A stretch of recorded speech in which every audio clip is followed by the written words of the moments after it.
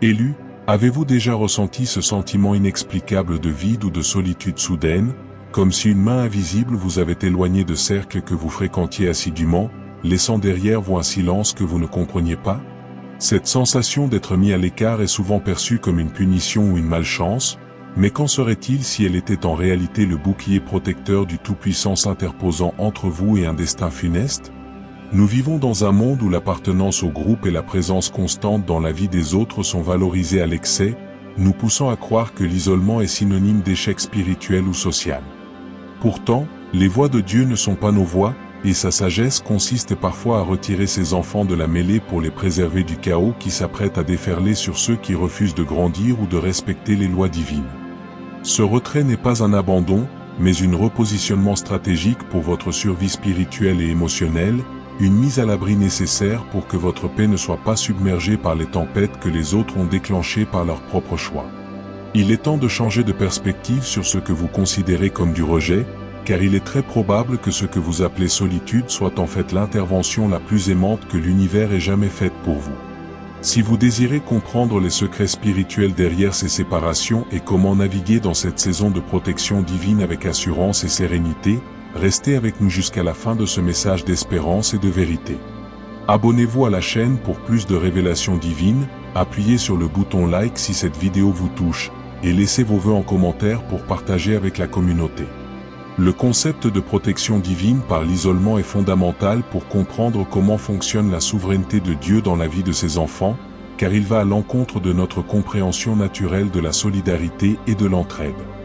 Souvent, nous pensons que servir Dieu signifie être au centre de l'action, entouré de personnes à aider, de vies à transformer et de bonnes œuvres à accomplir, ce qui est certes une part noble de notre appel. Cependant, il existe un moment critique où Dieu, dans sa préscience infinie, voit que l'environnement dans lequel vous évoluez est sur le point de s'effondrer sous le poids de l'injustice, de la mauvaise foi ou de la conséquence inévitable des péchés de ceux que vous assistez. À cet instant précis, l'isolement n'est pas une forme de punition pour une faute que vous auriez commise, mais bien l'expression d'un amour absolu qui refuse de vous laisser périr dans un désastre qui ne vous appartient pas. C'est comme si un père aimant retirait son enfant d'une fête qui tourne mal avant que la police ou la violence n'arrive, non pas pour gâcher son amusement, mais pour lui sauver la vie. Nous devons apprendre à reconnaître ce retrait non pas comme une fermeture de porte, mais comme une barrière qui se dresse entre vous et la destruction, vous donnant ainsi l'opportunité de respirer, de guérir et de préparer votre avenir loin de la toxicité ambiante. L'univers, dans son ordre parfait, orchestre ces séparations pour vous aligner avec votre véritable destinée, loin des faux amis et des situations compromises qui menacent de briser votre cœur et votre esprit.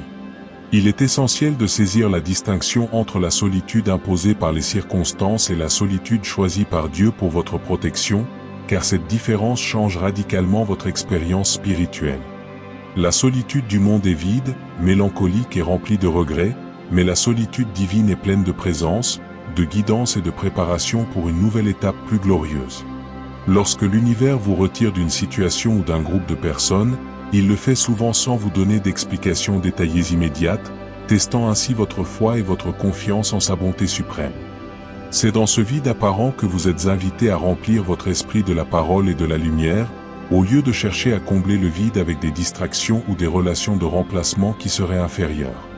Ceux qui restent piégés dans le chaos sont souvent ceux qui n'ont pas su écouter l'appel à s'éloigner, ceux qui ont préféré la popularité éphémère à la protection durable, se retrouvant ainsi prisonniers des conséquences qu'ils auraient pu éviter. La protection divine nécessite souvent que l'on soit séparé de la masse pour ne pas subir le sort de la masse, tout comme Noé a été séparé dans l'arche pour ne pas périr dans le déluge qui a tout emporté. Votre isolement actuel est peut-être votre arche, votre lieu de salut et de sécurité, pendant que les eaux du jugement ou les tempêtes de la vie nettoient tout ce qui est corrompu autour de vous. N'ayez donc aucune crainte de vous retrouver seul pour un temps, car c'est dans cette solitude sacrée que votre force est renouvelée et votre vision clarifiée. Il faut méditer profondément sur la dynamique spirituelle qui lie l'âme qui aide à celle qui reçoit, car trop souvent nous nous enlisons dans des relations dysfonctionnelles où nous devenons des béquilles au lieu d'être des guides. Ce texte de miniature qui parle de chaos chez ceux que vous aidiez soulève une vérité biblique puissante. Lorsqu'un canal de grâce est retiré, celui qui dépendait de ce canal retourne à son état naturel de vide et de désordre. Vous avez peut-être prié, donné, conseillé et sacrifié pour des personnes qui, loin de changer, ont utilisé votre énergie pour maintenir une façade de stabilité qui n'existait pas vraiment. En vous retirant, soit par votre propre décision, soit par l'intervention divine, vous avez retiré le coussin qui amortissait leur chute, et maintenant ils doivent confronter la réalité de leur propre choix et les lois de cause à effet. Ce chaos que vous voyez ou que vous imaginez n'est pas de votre faute, il est la révélation inévitable de la vérité qui a été trop longtemps masquée par votre intervention bienveillante mais mal placée. Dieu ne vous a pas retiré pour que vous culpabilisiez de leur chute, mais pour que vous compreniez que vous ne pouvez pas sauver quelqu'un qui ne veut pas se sauver lui-même.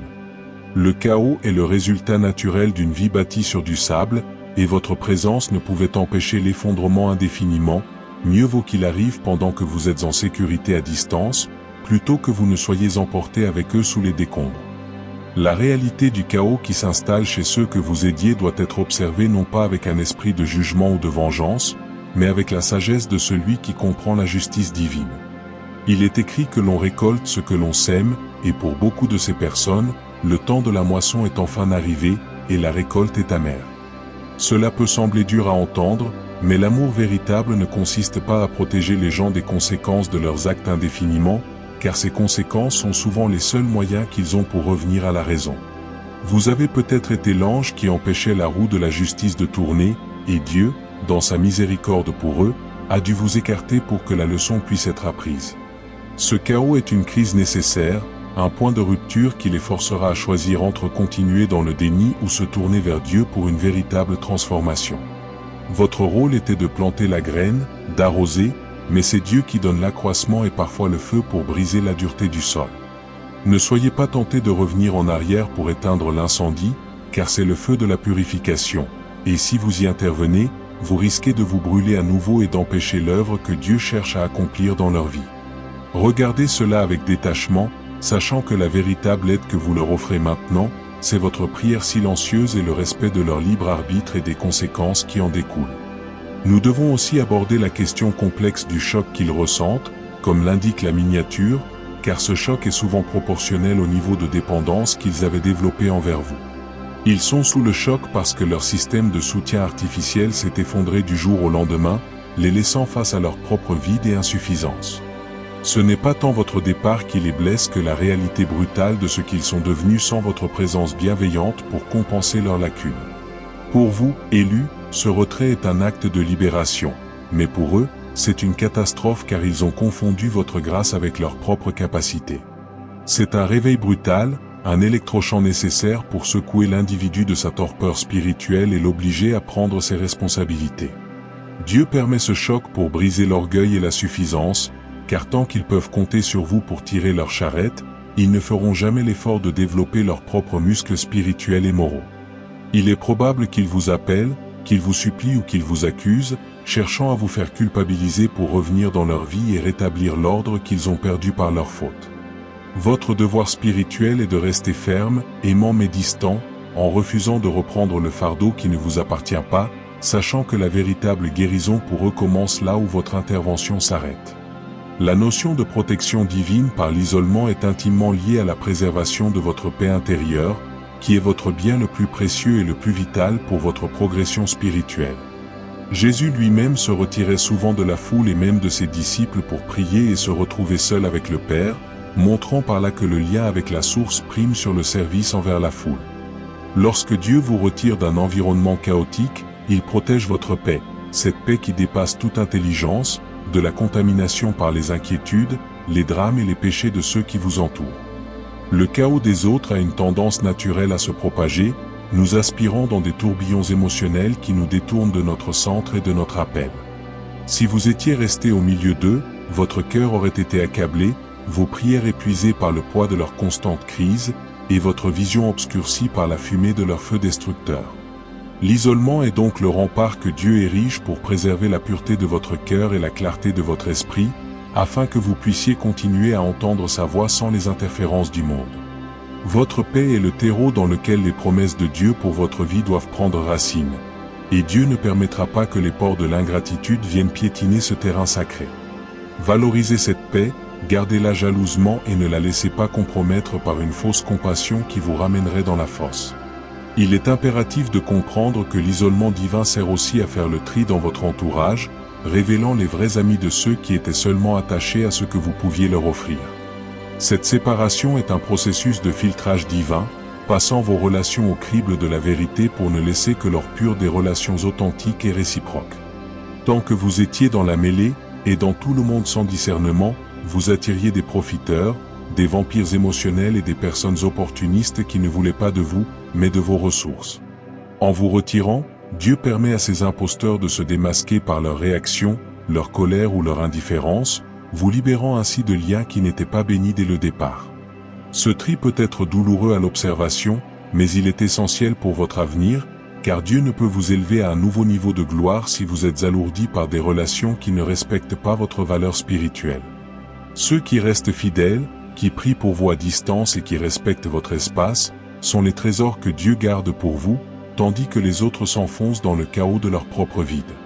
Ne regrettez pas la perte de ces relations superficielles, car chaque faux lien qui se brise est un obstacle en moins sur le chemin de votre destinée. L'univers nettoie votre sphère pour faire de la place à des alliances nouvelles, saintes et prospères. La dynamique du chaos chez eux illustre parfaitement le principe spirituel de l'autonomie nécessaire pour la maturité chrétienne, un principe que beaucoup de croyants modernes ont oublié dans un désir d'imiter l'entraide. Nous avons créé une culture spirituelle de la dépendance où l'on s'attend à ce que les autres prient pour nous prophétisent, nous soutiennent financièrement ou émotionnellement sans fin, ce qui stagne notre croissance. Dieu permet que l'aide soit retirée pour que la personne soit forcée de prier par elle-même, de chercher Dieu par elle-même et de se lever par elle-même.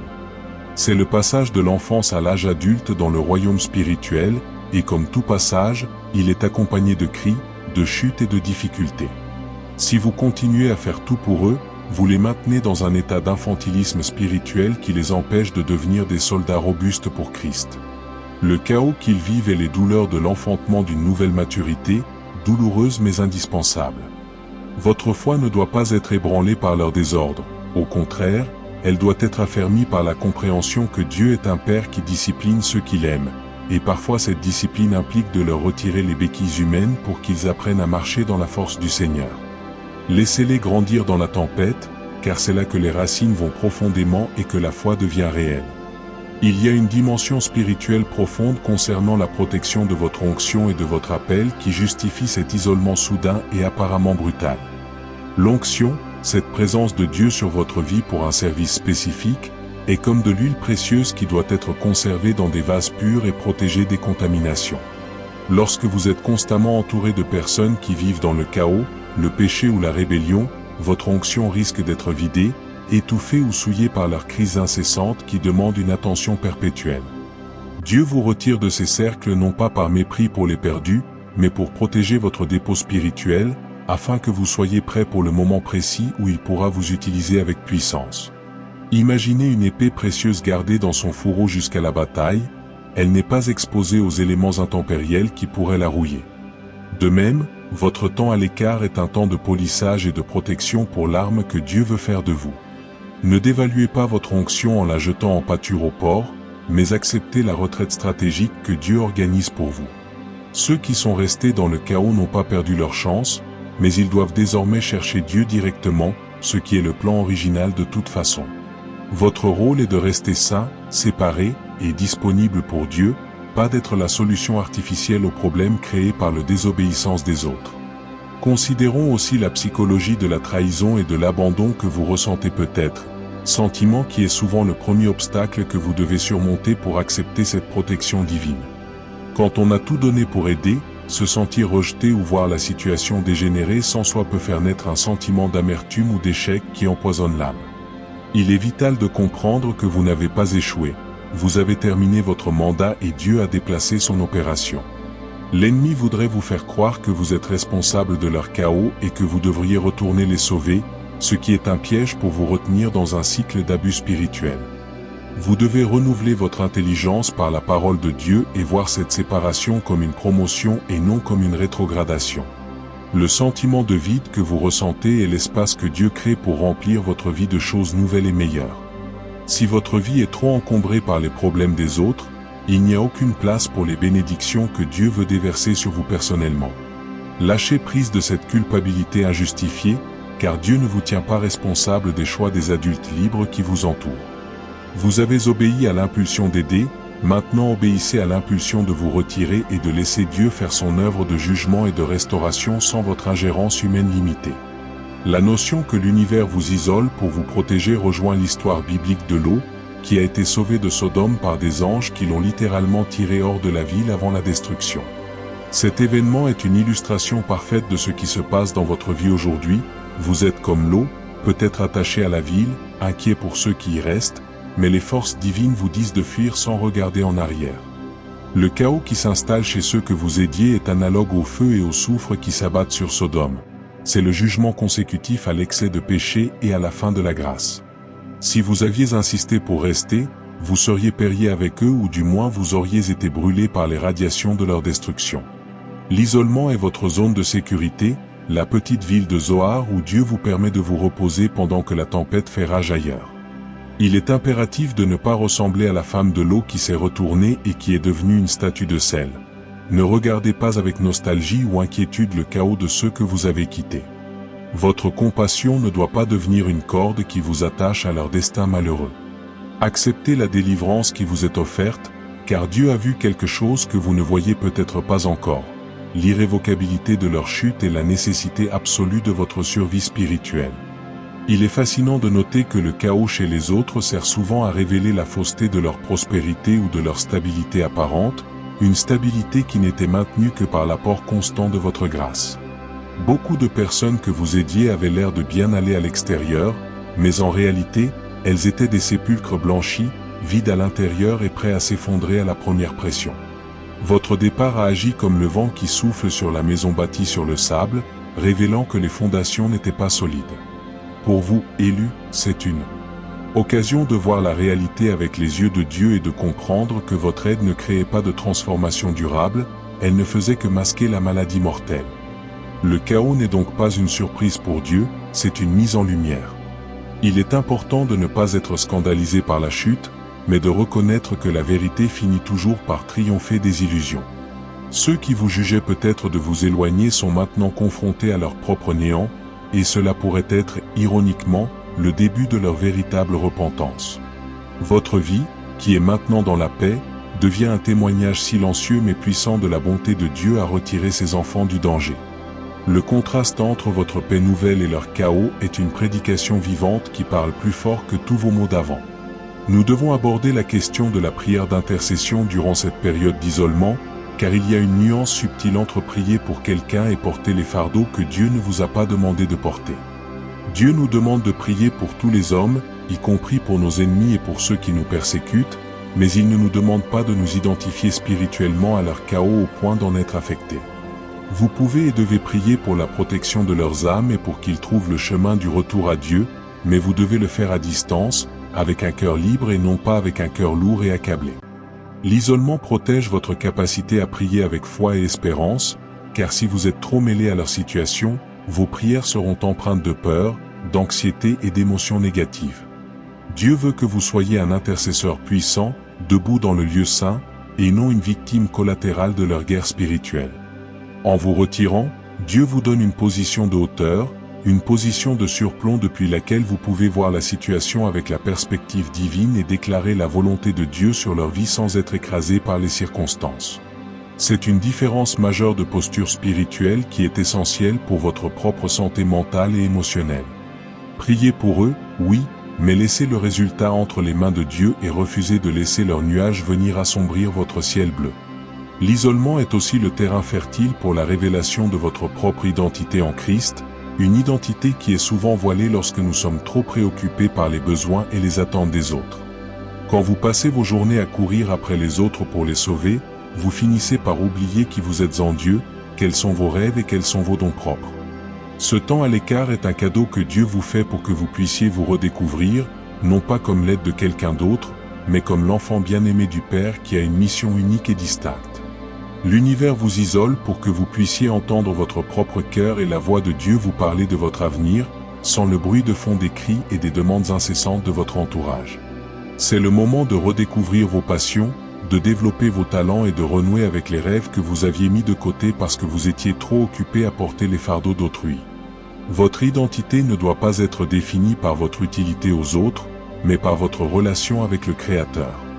C'est une révolution intérieure qui s'opère dans le silence, et c'est dans ce silence que Dieu vous dévoile les grandes choses qu'il a préparées pour vous, des choses qui n'auraient jamais vu le jour si vous étiez resté prisonnier de la demande éternelle des autres. Il est important de réaliser que le chaos qui règne chez ceux que vous aidiez peut également être une conséquence de la rupture de l'ordre spirituel que vous mainteniez par votre prière et votre présence fidèle. Parfois, les croyants agissent comme des veilleurs ou des piliers dans une famille ou une communauté, tenant le ciel ouvert par leur intercession. Quand Dieu déplace ce pilier, le ciel semble se fermer et les forces des ténèbres ont un champ libre pour un temps, créant un chaos qui pousse les gens à chercher Dieu par eux-mêmes. Cela ne veut pas dire que Dieu est cruel, mais plutôt qu'il ne veut pas que vous soyez un pilier éternel pour des gens qui refusent de construire leur propre maison spirituelle. Il y a un temps pour tout, un temps pour planter et un temps pour arracher, un temps pour être avec et un temps pour être loin. Votre départ peut être le catalyseur de la crise nécessaire pour le réveil. Si tout continuait comme avant, il resterait dans la tiédeur et la dépendance, jamais poussé vers une relation authentique avec le Sauveur. Le chaos est l'outil que Dieu utilise parfois pour secouer les endormis. Acceptez que votre obéissance à partir puisse sembler cruelle à l'œil naturel, mais sachez que dans le monde spirituel, c'est peut-être l'acte d'amour le plus fort que vous puissiez poser pour eux, les forçant à chercher le rocher éternel au lieu de s'appuyer sur un roseau fragile. Nous devons aussi parler de la préparation de votre futur conjoint, de vos futurs amis ou de vos futurs collaborateurs, car Dieu nettoie la scène avant de faire entrer les nouveaux acteurs qu'il a choisis pour votre vie. L'univers ne vous isole pas simplement pour que vous soyez seul, il vous isole pour faire de la place. Il enlève les vieux vêtements pour vous donner des neufs, mais il y a un intervalle de temps où vous êtes nu, vulnérable, et c'est là que la foi est testée. Le chaos chez les autres est comme la démolition d'un vieux bâtiment insalubre, c'est bruyant, c'est poussiéreux, c'est laid, mais c'est indispensable pour construire quelque chose de solide et de beau à la place. Dieu prépare des relations pour vous qui seront basées sur la réciprocité, le respect et la vision commune, et il ne peut pas greffer ces nouvelles relations sur des souches pourries ou sur un encombrement relationnel trop dense. Soyez patient dans cet intervalle, ne cherchez pas à combler le vide de manière précipitée, car le vide est le lieu de la préparation divine. Ceux qui restent dans le vieux monde finiront par s'écrouler avec lui, mais vous qui êtes retirés, vous contemplerez la nouvelle construction que Dieu élève dans votre vie. Votre joie future sera proportionnelle à votre capacité à supporter ce temps de nettoyage et à vous réjouir de la destruction de ce qui ne pouvait pas durer. La protection par l'isolement vous préserve également des retombées juridiques, financières ou morales qui pourraient surgir du chaos dans lequel vivent ceux que vous aidiez.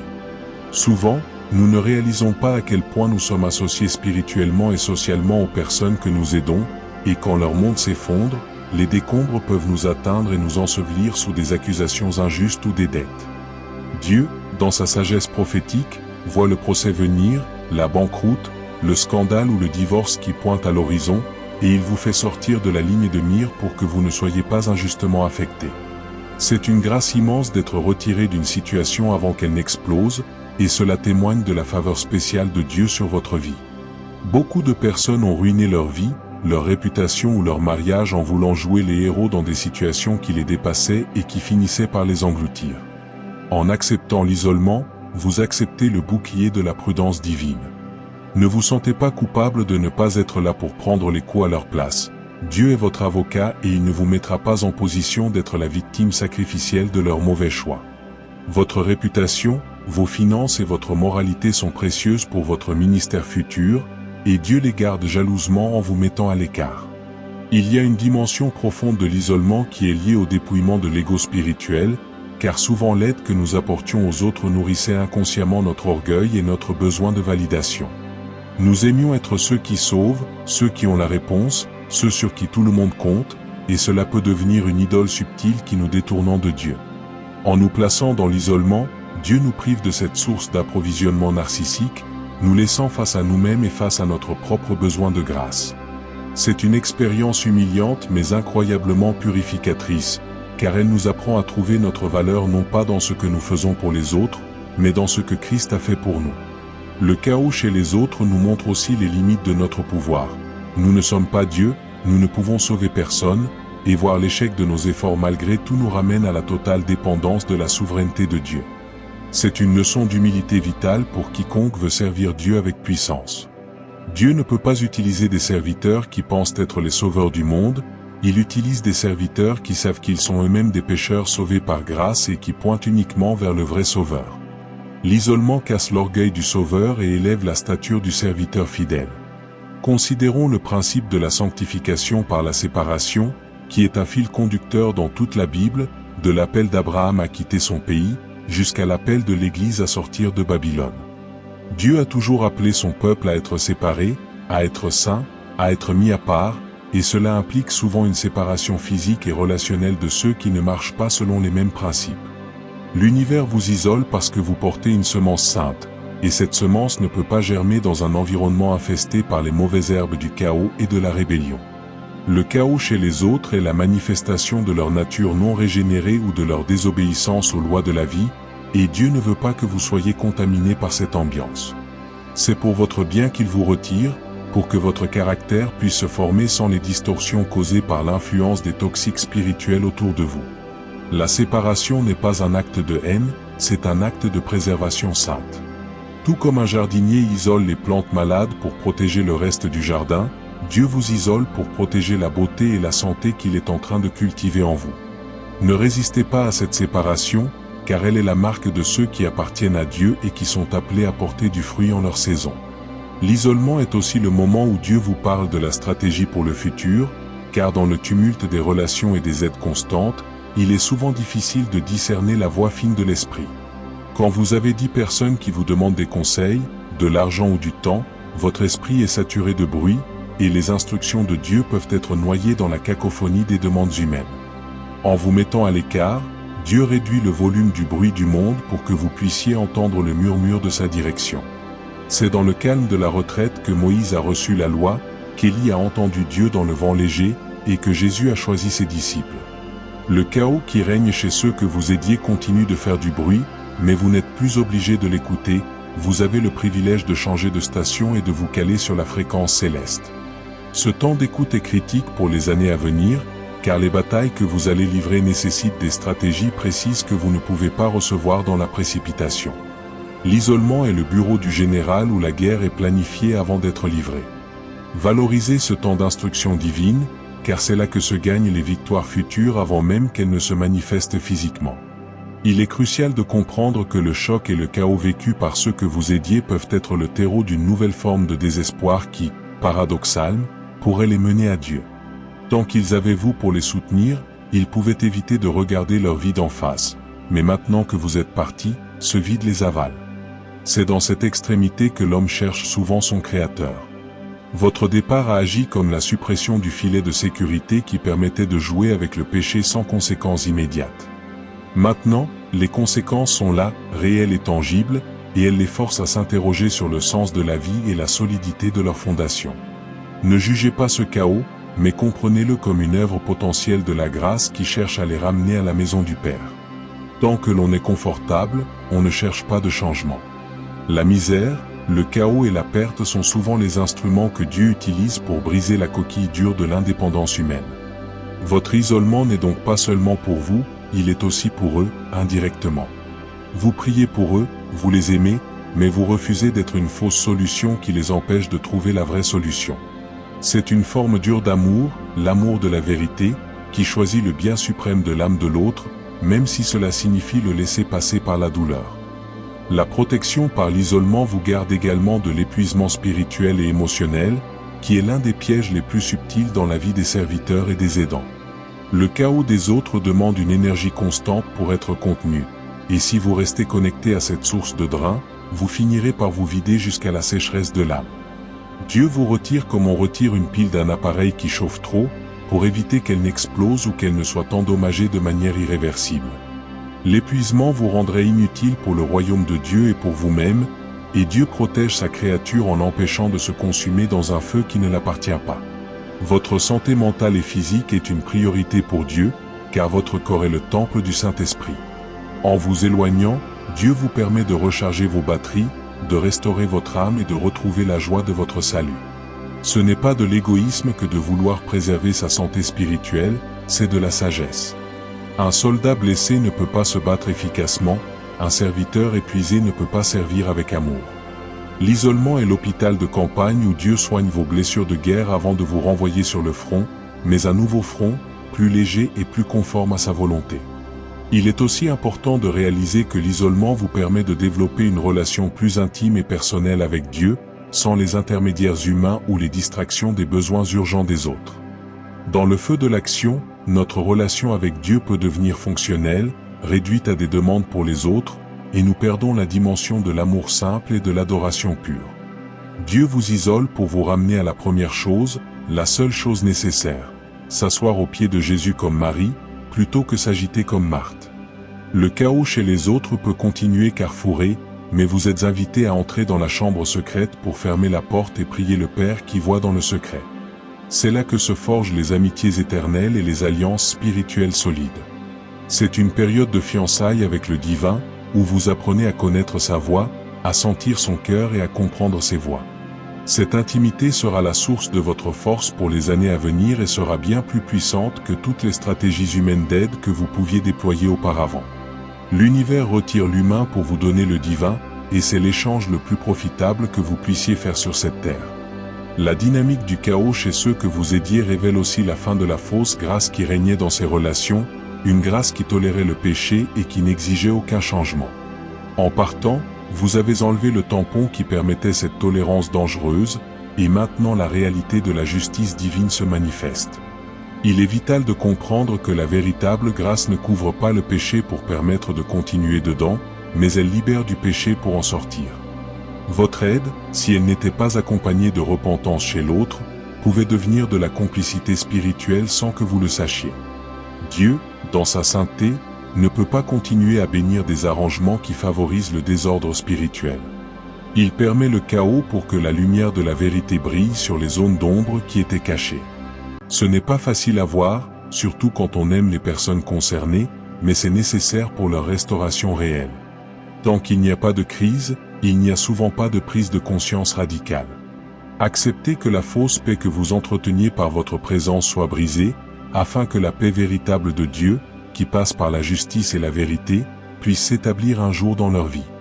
L'isolement vous protège en outre de la contamination des mauvaises attitudes et des paroles de rébellion que le chaos fait souvent surgir chez les personnes en difficulté. Quand les choses tournent mal, les gens ont tendance à blâmer Dieu, les autres et même leurs bienfaiteurs, exprimant des paroles de malédiction et d'amertume qui sont spirituellement toxiques. Si vous étiez encore là, vous recevriez cette pluie de mauvaises paroles, ces accusations et ces récriminations, qui pourraient toucher votre âme et affecter votre foi. Dieu vous met à l'abri en vous éloignant physiquement et émotionnellement de cette zone de bombardement spirituel. Il vous protège de l'effet secondaire de leur chaos, qui est souvent le rejet violent de tout ce qui est saint et saint. Votre rôle n'est pas d'être un punching ball spirituel pour ceux qui refusent de se repentir. Dieu vous garde dans un endroit où vos oreilles n'entendent pas l'insulte et où votre cœur n'est pas blessé par l'ingratitude. C'est une forme de délivrance dont vous devriez être extrêmement reconnaissant, car il est difficile de rester pur dans une boue de critique et de blasphème. Votre environnement actuel, même s'il semble solitaire, est beaucoup plus sain spirituellement que l'atmosphère empoisonnée du chaos dans lequel vous étiez plongé. Il est temps de considérer que l'isolement est le lieu de la préparation de votre témoignage futur, car vous ne pourrez pas témoigner de la délivrance de Dieu que si vous avez traversé la détresse et que vous en êtes sorti vivant et vainqueur. En vivant leur chaos de trop près, vous étiez témoin de leur naufrage, mais en vous en éloignant, vous devenez témoin de la fidélité de Dieu qui vous préserve. Le contraste entre ce qui vous arrive maintenant et ce qui leur arrive servira plus tard comme une puissante illustration de la différence entre ceux qui écoutent Dieu et ceux qui suivent leur propre voie. L'univers vous garde pour que vous soyez une preuve vivante, une épître de la grâce que d'autres pourront lire plus tard. Votre histoire ne finira pas dans le chaos, mais dans la gloire, et ce témoignage a besoin d'être écrit dans le calme et la séparation. Dieu prépare des lecteurs pour votre histoire, des gens qui auront besoin d'entendre comment il est possible de s'en sortir indemne quand tout s'effondre autour de soi. Votre isolement n'est donc pas une mise au placard, c'est le temps d'écriture d'un best-seller spirituel qui touchera des cœurs que vous ne connaissez même pas encore. Acceptez ce temps de rédaction silencieuse sous la direction du Maître. Enfin, comprenez que l'isolement est l'expression ultime de la confiance en Dieu, car c'est le moment où vous devez croire que vous êtes aimé et utile même si personne ne vous demande de l'aide et même si personne ne semble vous remarquer. C'est le passage de la validation horizontale à la validation verticale.